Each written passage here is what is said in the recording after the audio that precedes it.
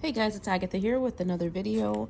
Today we're going to be going over our new ring light for your 360 booth. So you'll see that it does come with your ring light. It does come with this detachable option. So you could put a GoPro mount, you could put an iPhone mount on the top. And then you'll see that it does come with the battery charger. This you can easily just connect to a USB, connect that into here, right here.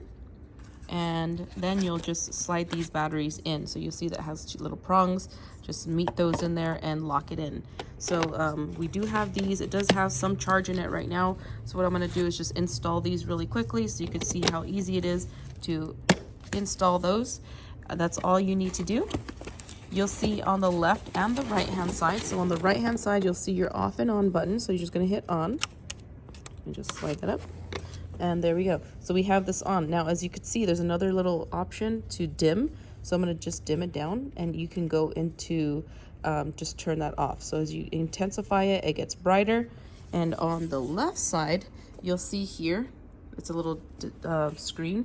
As I push this down, you see that it goes lower, right?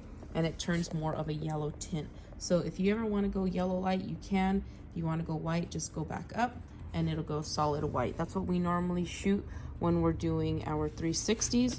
And then what you're gonna do is down here, I'll turn this off really quick. You're going to connect this part to the 360 top of the head. So you'll see over here, it's gonna attach to this little 360 angle ball. So you're just gonna unloosen this, put it on there, tighten it up, and that'll be it. So hopefully that video helped you guys out on setting up your new ring light. Let me know if this helped you out. Go ahead and hit that like button. If you haven't done so already, go ahead and subscribe.